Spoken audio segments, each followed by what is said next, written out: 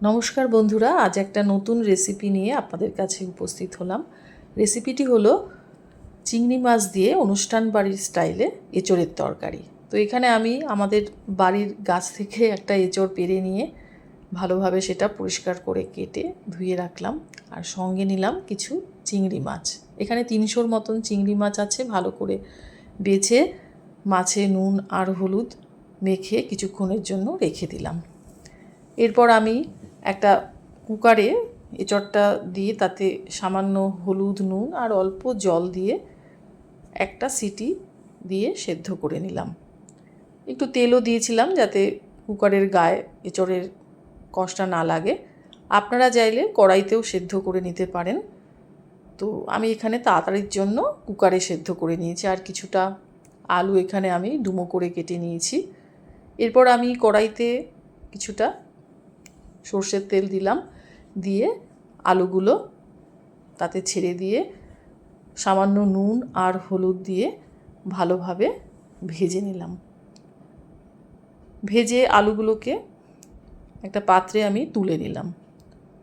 তারপর আমি সেদ্ধ করা এঁচোড়টা সেই তেলেই ছেড়ে দিলাম। আর এঁচোড়টাও আমি ঠিক আলুর মতনই একটু লাল করে ভেজে নিলাম। ভেজে নেওয়ার পর আমি এঁচোড়টাও তুলে দিলাম।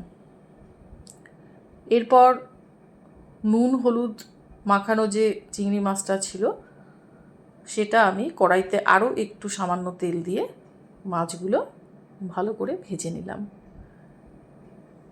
ভাজার পর মাছগুলো তুলে নিলাম। তোলা হলে আমি কড়াইতে এই যে একটু জিরে আর একটু গরম মশলা নিয়ে তাতে আর দুটো তেজপাতা, একটাই তেজপাতা 2 টুকরো করে ছিঁড়ে কড়াইতে ঢেলে দিলাম। তারপর একটা বড় সাইজের পেঁয়াজ কুচিয়ে সেখানে ছেড়ে দিয়ে একটু লাল করে ভেজে নিয়ে 1 চামচ আদা বাটা আর 1 চামচ রসুন বাটা তাতে দিয়ে ভালো করে নেড়ে চেড়ে মশলাটা কষিয়ে নিলাম। এবং এখানে আমি একটা বড় সাইজের টমেটো পেস্ট করে নিয়েছিলাম, সেটাও আমি কড়াইতে ঢেলে দিলাম। এরপর ভালোভাবে মশলাটা কষালাম এবং তারপর কিছুটা হলুদ দিলাম, কাশ্মীরি লঙ্কার গুঁড়ো দিলাম, তারপর শুকনো লঙ্কার গুঁড়ো দিয়ে একটু লবণ দিলাম, আর একটু ভাজা জিরের গুঁড়ো দিয়ে দিলাম, আর সামান্য চিনি দিলাম যাতে কালারটা সুন্দর হয়। তারপর আমি মশলাটা ভালোভাবে কষালাম এবং এইভাবে কষাতে কষাতে যতক্ষণ না মশলা দিয়ে ভালোভাবে তেল না বেরোলো ততক্ষণ আমি কষিয়েই গেলাম। তারপর আমি তেল বেরোনোর পরে এঁচোড় মানে ভাজা এঁচোড় আর ভাজা আলুটা এর মধ্যে ছেড়ে দিলাম। আর কষানোর জন্য আমি আবার সামান্য একটু জল ঢেলে দিলাম যাতে ভালোভাবে আলু এঁচোড় আর মশলা দিয়ে কষানো যায়। কষানোর পর আমি ভাজা চিংড়ি মাছটাও কড়াইতে ঢেলে দিলাম।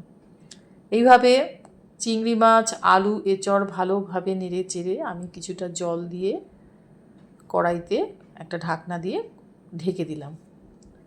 তারপর এইভাবে আমি 10 থেকে 15 মিনিটের মতন গ্যাসটাকে সিম করে ফুটতে দিলাম। তারপর দেখলাম ঢাকনা তুলে জলটা অনেকটাই টেনে গেছে। এবার নেড়ে চেড়ে দেখলাম মোটামুটি হয়েই এসছে। এরপর আমি একটু গরম মশলার গুঁড়ো উপর থেকে ছড়িয়ে দিলাম। তো বন্ধুরা, আমার এঁচোড়ের তরকারি রেডি হয়ে গেছে। তো এইভাবে রান্নার পরে আমি একটা পাত্রে ঢেলে নিলাম, তারপর সবাইকে পরিবেশন করলাম। আপনারাও ওইভাবে রান্না করে দেখবেন, করি আপনাদেরও ভালো লাগবে এবং রান্না করে অবশ্যই আমাকে কমেন্ট করে জানাবেন রান্নাটা কেমন লেগেছে আপনাদের।